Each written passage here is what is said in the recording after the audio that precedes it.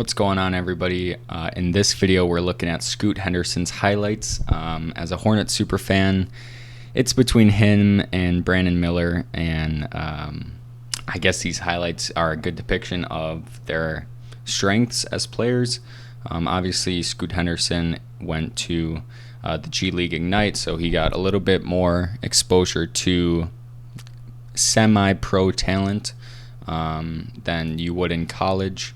Although some people would argue about that. But let's get into the highlights, because this guy is an exciting player, and I've probably seen a good amount of his highlights, but this will give it the good oh my god. Oh my goodness, Scoot Henderson! Are you kidding? Scoot Henderson is Ron Hunt's three is off the mark. It's hard to not draft this guy for the second overall pick. I know these are highlights and it's just dunk, and there's more to basketball than just running and dunking. But man, this is the good back and forth between him and Victor Wembanyama. He kind of went off this game, and everybody got to see. This was kind of like his national outing. Like, he was always up there in the top 10, but this game really showed the national media who Scoot Henderson is. This man's athletic. He kind of reminds me of like a Markelle Fultz. Because Markelle Fultz, you wouldn't think he can dunk like that, but he just does. Like, oh my god. Ooh. Hard fall. I'm just thinking about how dynamic that backcourt would be with LaMelo and Scoot. Like, how do you not draft? Ooh! I believe he's 6'1", 6'2", something like that. This man's good. I mean, that's pretty good. I think LaMelo led our team in steals, but if we draft Scoot, it would be a close. It would be a close race, because he looks like he's active on defense, and that was a good little up and under move. This is for game. For game. Little Dwayne Wade floater from the free throw line. Real hoopers know. That was pretty nice.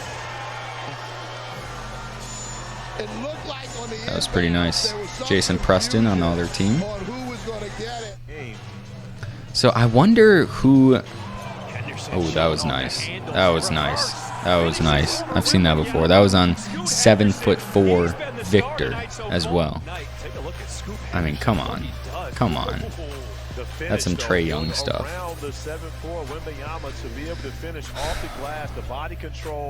It's tough to pass on this guy, man. Especially the off-the-court stuff with Brandon Miller. Although that's kind of like not in a narrative anymore, which is kind of funny, but oh man. Pushing it up the floor. Ooh. I have not seen that before. That was nice. The only problem is that everybody's saying right now, who are in the camp to draft Brandon over Scoot, is that, you know, you already have LaMelo. You don't really need Scoot. And there's multiple arguments to be made that that's not the case. If you look at what the Kings did with Tyrese Halliburton and De'Aaron Fox, although that resulted in a trade. They made that work for a season or a season and a half. If you look at what the Warriors didn't do when they drafted James Wiseman instead of LaMelo Ball, and they went over fit instead of just probably best overall prospect.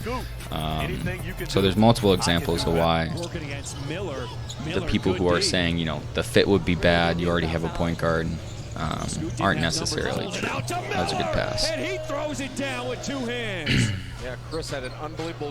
Although, of course, nobody knows a damn thing, okay? Like, all these experts, they don't know a damn thing about who's actually going to be good and who's actually going to be bad. Like, let's be honest, like, nobody really knows if any of these prospects are going to transfer to the league. Even Victor. His frame, if you look at him versus Giannis, Joel Embiid, Nikola Jokic, like, there's a big difference between the frame of centers. Ooh, that was a nice ass block. There's a difference between the frame of centers and Victor's frame. I'm not saying that he's not going to work out and he won't be, a future star by any means, but it's not as certain as people may think, He can't guard him. I mean, especially with Scoot. It's harder for undersized point guards to really... Ooh, he loves that little up and under move. It's harder for undersized point guards to push through in the NBA just because everybody's 6'6", 6'7", and above, And even if you look at this year's draft, if you go down the draft list, everybody is... Man, he's got bounce. Everybody is 6'6" and above. If you just look at the picks, besides Scoot, so that can be worrisome a little bit. I don't know. I think I saw on a draft board that there's other players on G League Ignite that are going to get drafted as well. I just don't know their names off the top of my head or in general. So it's interesting who Scoot was playing with this season. And if he really got to have the ball in his hands the whole time, or if he had to play off of guys. Based on all these clips, he's not catch and shooting the ball. He has the ball in his hands, it looks like the majority of the time. He's not getting a pass, or he's not cutting to the hoop and a teammate is finding him. It's primarily him creating for himself, So that's another interesting thing. That's a nice pass. Nice pass. Gives off to Jenkins, quick trigger. Good rebound, I like that snag. Ooh, he's got energy, man. He's got energy. And a blocking foul is called on Jalen Williams. And it's funny, this G League Ignite team is kind of like I just saw the score of this game. They're up by 20 on the Oklahoma City G League team. That's pretty crazy. I don't know if they have all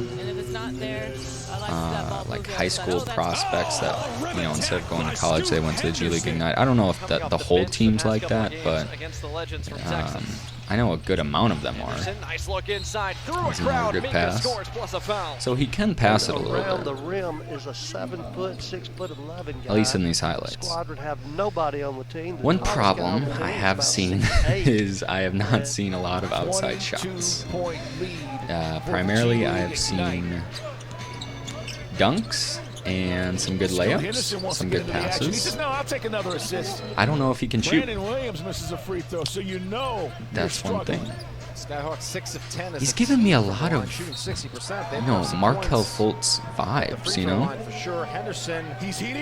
If you saw those highlights of Markelle Fultz, I'm not saying like the bust Markelle Fultz. I'm saying like the #1 overall pick coming out of college, Markelle Fultz. And Markelle Fultz had a jumper in college. If you look up any of his college highlights, he was a bucket. And I'm getting a lot of those vibes from Scoot here. It's also a dope name, like Scoot. I've never heard of that name before. Absorb the contact, good finish. Is that on Josh Green? No, he wouldn't. No, that's not Josh Green. Some bodies early. Okay, that was a pretty routine pass. The newest addition to Ignite, joined this team in early February from Cameroon. And I do want to see a three-pointer.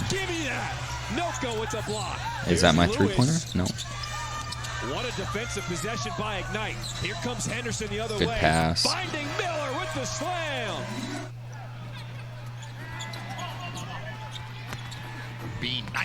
Good block. On Kenny Lofton Jr., I think that was. He scored about 41 points in the last game for the Memphis Grizzlies. Loves that up and under layup. I do want to see a jumper. Okay, that's a nice move. That's a nice move. On a bigger player as well. I like these purple colors as well. What if someone wanted you to sign an autograph? He's so quick off the dribble. Good pass. I don't know what they would do with it, but I would do it. Like, he's just shifty. He must have big hands, because if you guys just saw, like, he's palming the ball. Man. Looks like at ease, too. Dunk, and he'll go to the line. Sharif O'Neal. Is that Sharif O'Neal he's playing with? Showcase Cup competition here earlier this season. Step back is good there by Scoot. All right. Well, that is the video. If you guys enjoyed, subscribe. I'll see you guys in the next one.